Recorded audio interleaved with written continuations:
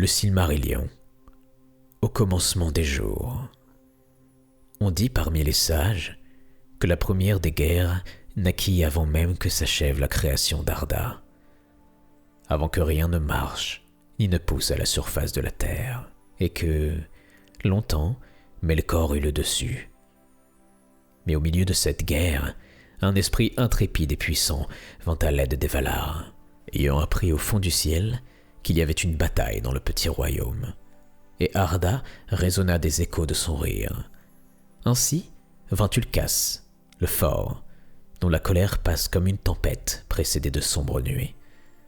Melkor le dieu s'enfuit devant sa fureur joyeuse et abandonna Arda. Et ainsi, la paix régna pendant longtemps. Tulkas resta sur la terre et devint un des Valar du royaume d'Arda, et Melkor attendit dans les ténèbres extérieures. Sa haine pour Tulkas ne se démentit jamais. En ce temps, les Valar mirent en ordre les mers et les terres, ainsi que les montagnes. Puis Yavanna sema les graines qu'elle avait depuis longtemps inventées. Alors, comme les flammes avaient été domptées ou enfouies sous les premières collines, il fallut de la lumière. À la demande de Yavanna, Aulë porta au milieu des mers 2 énormes lampes qu'il avait fabriquées pour éclairer les terres du milieu. Varda les remplit.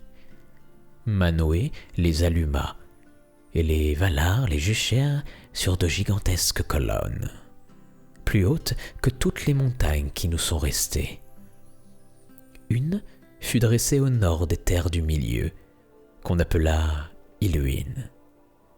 L'autre au sud, Ormal.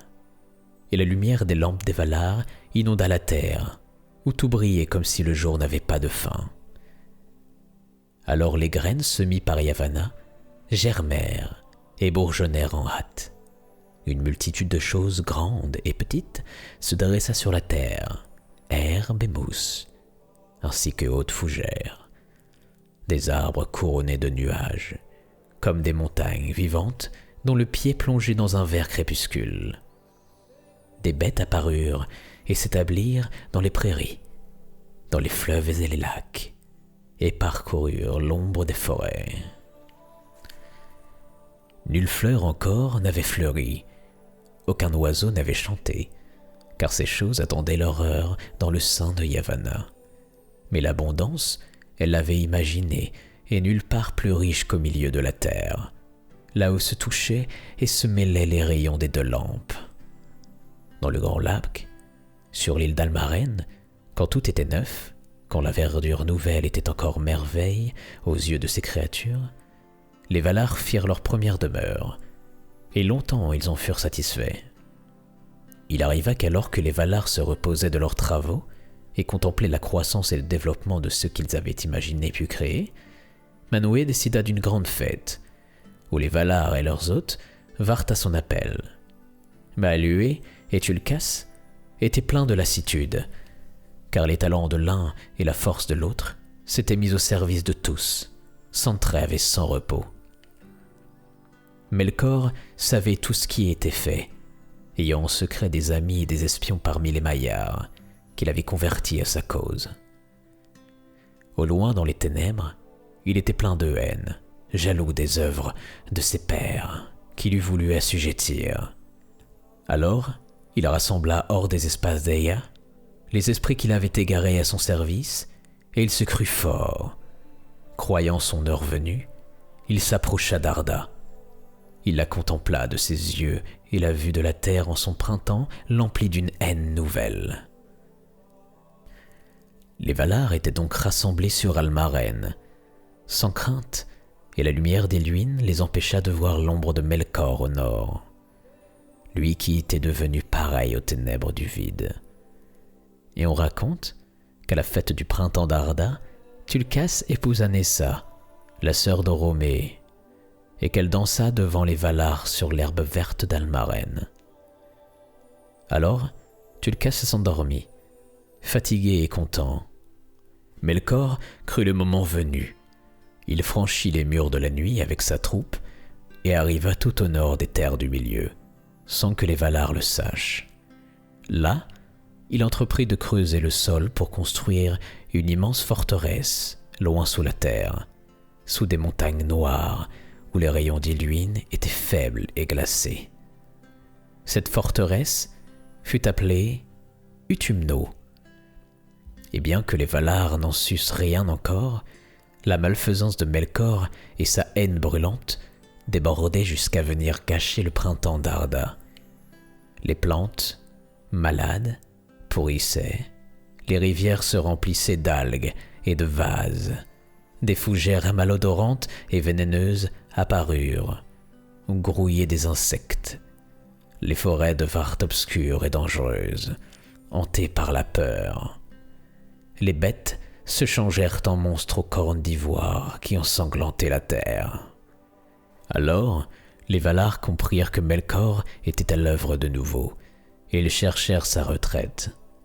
Lui-même, assuré de la résistance de sa forteresse comme de la valeur de ses alliés, se jeta soudain dans la bataille pour porter le premier coup avant que les Valar ne fussent prêts.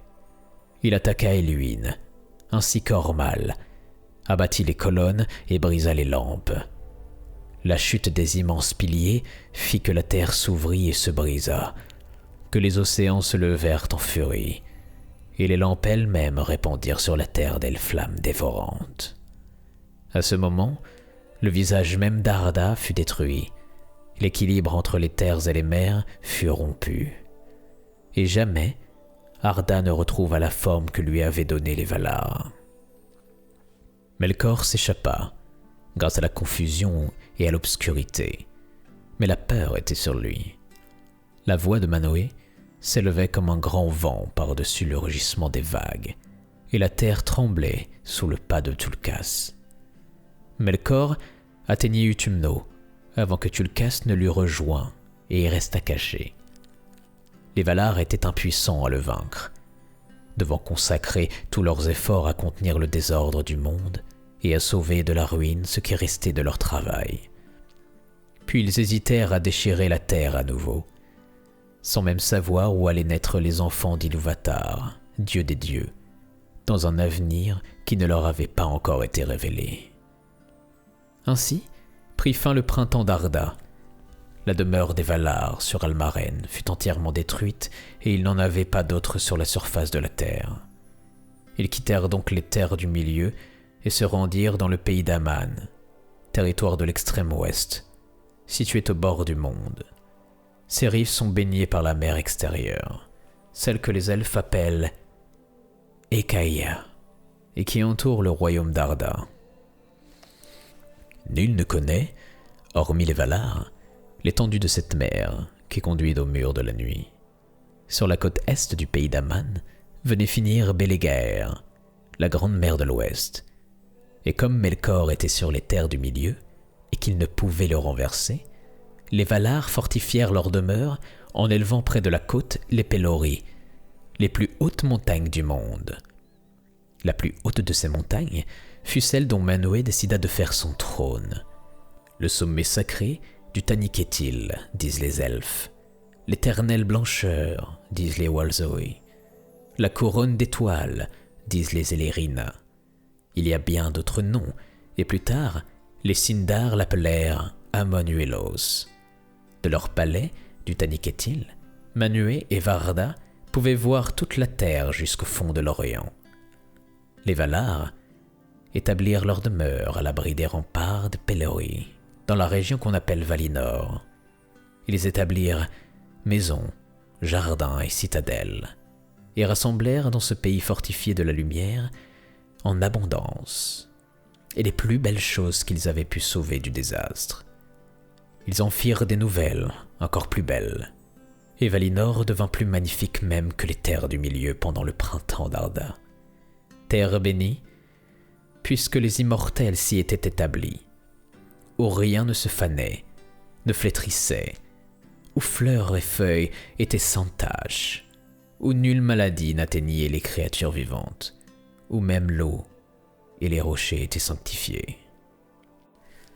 Quand Valinor fut achevé et que les domaines des Valar furent établis, ils édifièrent au milieu de la plaine, derrière les Pelori, leur cité, Valimar, aux innombrables cloches. Devant la porte de l'ouest, il y avait une colline verdoyante, Ezeloa, qu'on appelle aussi Koreir. Et Yavanna bénit cet endroit où elle resta longtemps sur l'herbe verte pour chanter l'air sacré où elle décrivait toutes les choses qui posent dans la terre. Nienna restait silencieuse et pensive, et ses larmes coulaient sur la mousse. Tous les dieux Valar étaient rassemblés pour écouter le chant de Yavanna. Ils étaient assis, sans mot dire, sur les trônes du conseil, dans le Mahanaxar, le cercle du destin, près des portes d'or de la cité. Yavanna chantait devant eux, et ils la regardèrent. À ce moment, 2 pousses fragiles apparurent sur la colline, et un silence s'abattit sur le monde. Nul autre bruit que le chant de Yavanna, et, grâce à ce chant, les pousses grandirent, plus hautes et plus belles, et vinrent à s'épanouir. Ainsi naquirent au monde les 2 arbres de Valinor. De toutes les œuvres de Yavanna, les plus célèbres et celles dont le sort est indissociable de tous les récits des jours anciens. L'un avait des feuilles vert sombre, dont l'envers brillait comme l'argent, et il répandait de ses fleurs innombrables comme une inépuisable rosée de lumière argentée qui baignait le sol tacheté d'ombres frémissantes. L'autre avait des feuilles vert tendre, comme celles du hêtre nouveau, bordées d'une lisière d'or. Ses fleurs se balançaient comme des grappes de flammes dorées, cornes lumineuses qui déversaient une pluie d'or sur la terre. Et toute cette efflorescence inondait les alentours de chaleur et de lumière. L'un s'appelait Telperion, dans le langage de Valinor, et Silpion, et Ninkelote, et d'autres noms.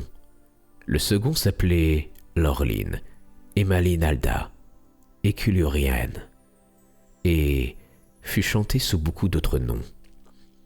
Au bout de 7 heures, chaque arbre allait au plus fort de son éclat, puis déclinait jusqu'à s'éteindre et renaître à la vie 1 heure avant que l'autre ne cesse à son tour de briller.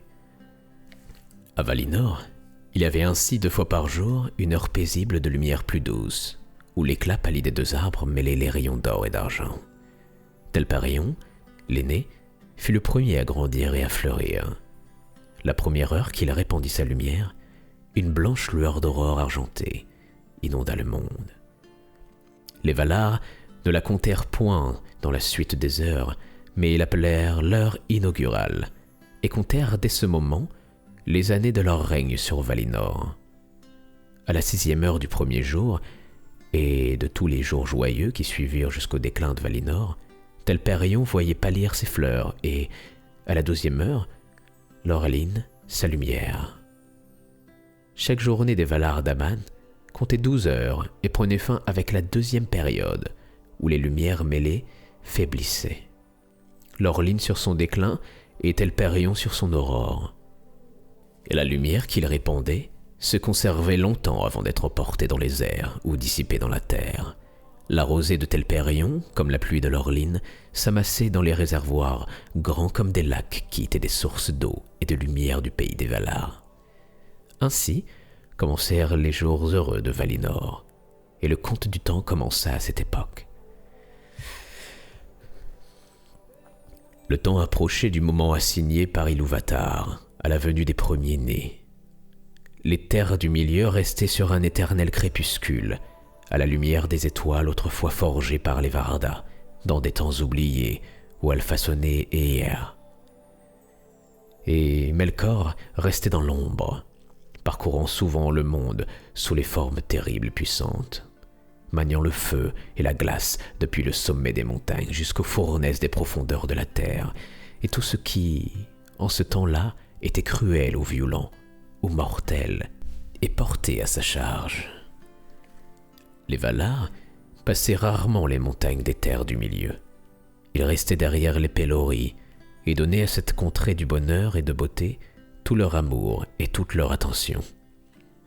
Au milieu de ce royaume béni se trouvait le domaine d'Aloé, où il fit d'immenses travaux, et c'est lui qui a eu la plus grande part à tout ce qui a été fait dans ce pays, des œuvres merveilleuses de beauté qu'il produisait ouvertement ou en secret. De lui nous vient ce que nous savons de la terre et de ce qu'elle renferme, les connaissances de ceux qui ne produisent pas mais cherchent seulement à comprendre ce qui est, comme les secrets de tous les artisans, tisserands, ébénistes, métallurgistes, et aussi le laboureur, le cultivateur, bien que ceux-là, comme tous ceux qui s'occupent de ce qui pousse et porte fruit, doivent aussi compter avec l'épouse d'Aloé, Yavanna. Aéloé, qu'on appelle l'ami des Noldor, car plus tard, ils apprirent beaucoup par lui, et ce sont les plus doués des elfes.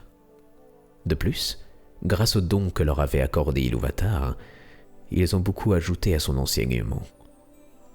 S'étant plus à l'étude des langages et des écritures, des formes de la broderie, du dessin et de la sculpture, ce sont aussi les Noldor qui ont les premiers réussi à créer des pierres précieuses, dont les plus belles furent les Silmarils, aujourd'hui perdus. Manwë Sulimo, le plus grand et le plus saint des Valar, restait aux limites du pays d'Aman, et les terres extérieures ne quittaient pas ses pensées.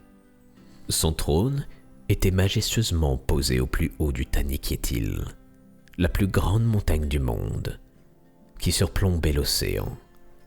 Des esprits, sous la forme d'aigles et de faucons, ne cessaient d'entrer et de sortir de la demeure. Leurs yeux pouvaient voir jusqu'au plus profond des mers et pénétrer les cavernes les plus secrètes. Ils lui rapportaient ainsi les moindres événements de la terre. Pourtant, certaines choses restaient cachées, même aux yeux de Manwë et de ses serviteurs, car, dans les ténèbres où se tenait Melkor, les ombres étaient impénétrables. Manwë ne se soucie pas de son honneur. Il n'est pas jaloux de son pouvoir, et son règne apporte la paix. De tous les elfes, il préférait les Vanyar, et leur apportait musique et poésie, car la poésie est son plaisir, le chant des mots sa vraie musique. Sa robe est bleue, bleue la flamme de ses yeux. Son sceptre est de saphir, que les Noldor ont ouvragé.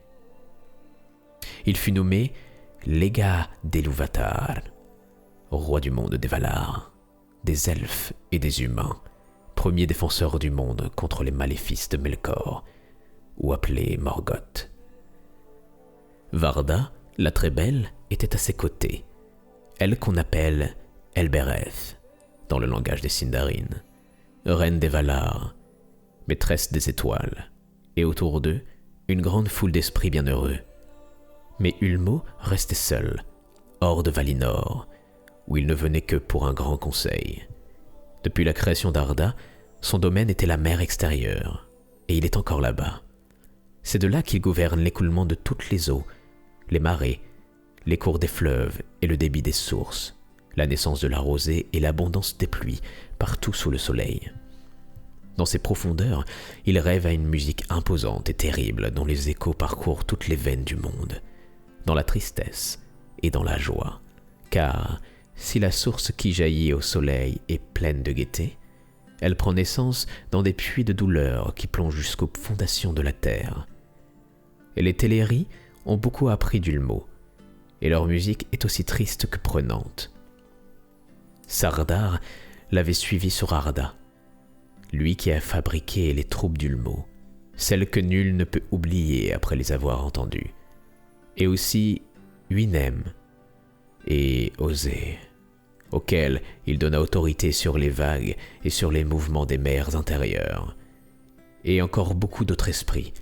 Ce fut donc grâce au pouvoir d'Ulmo que la vie, même sous l'ombre de Melkor, put poursuivre ses chemins multiples et secrets, que la terre ne mourut pas. Et à tous ceux qui se perdaient dans les ténèbres ou qui perdaient de vue la lumière des Valar, l'oreille d'Ulmo resta toujours ouverte.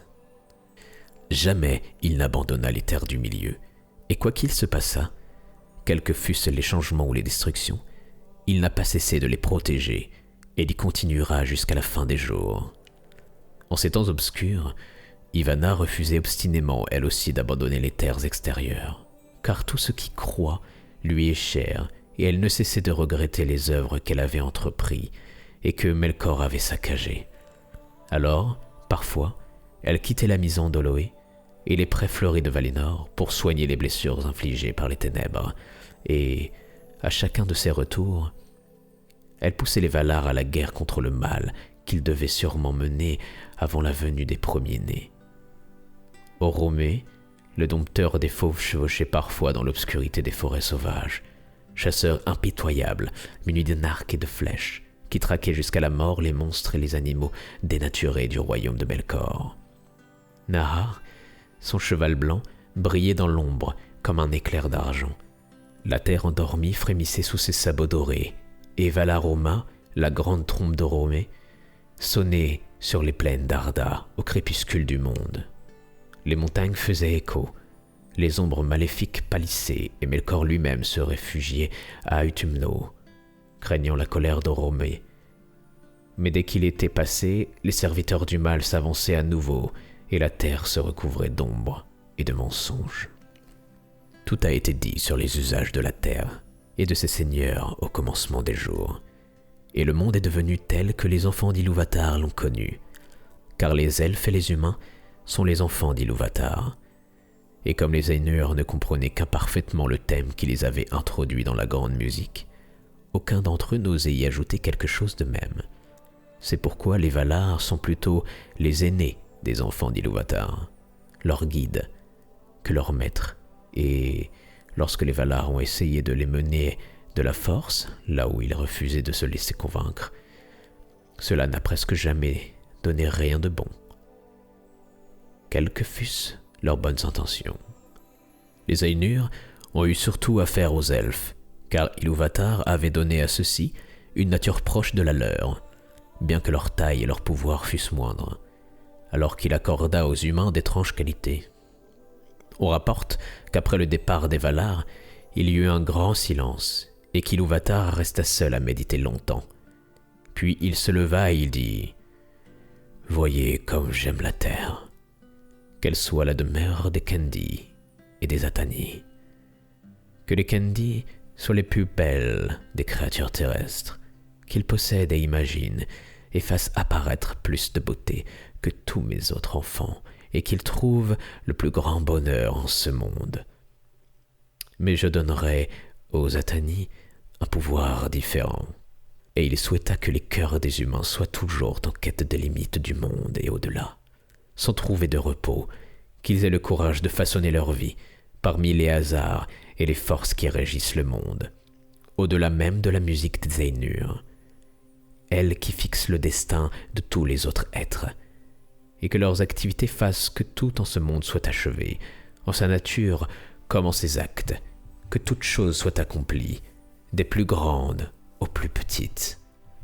Mais Ilúvatar savait que les humains, jetés entre les puissances qui agitaient le monde, s'égareraient souvent et n'useraient pas toujours harmonieusement de leurs dons. Et il dit encore « Ceux-là aussi découvriront en leur temps que tout ce qu'ils font ne contribue en fin de compte qu'à la gloire de mon œuvre. » Pourtant, les elfes croient que Manwë regrette souvent l'existence des humains, lui qui est plus proche des pensées d'Ilúvatar, car il semble aux elfes que, d'entre les Ainur, les humains ressemblent le plus à Melkor, lui pourtant qui toujours les a craints et haïs, même ceux qui le servaient. Cette liberté accordée aux humains ne fait qu'un avec le fait qu'ils ne passent que peu de temps à vivre sur ce monde, sans y être attachés, et qu'ensuite ils s'en vont vers un lieu inconnu des elfes, alors que ceux-ci restent et resteront jusqu'à la fin des temps. Leur amour de la terre et de l'univers entier n'en est que plus pur et plus poignant, et plus douloureux aussi à mesure que passent les siècles, car les elfes ne meurent pas, que ne meurt le monde, à moins qu'ils ne soient tués ou qu'un deuil les frappe. À ces deux formes de mort ils semblent être soumis. L'âge laisse leur force intacte, à moins qu'ils ne se lassent de 1000 et 1000 siècles, et quand ils meurent, ils se retrouvent à Valinor, dans les palais de Mandos, d'où ils peuvent sortir au bout d'un certain temps, alors qu'en vérité, les fils des hommes meurent et s'en vont de ce monde.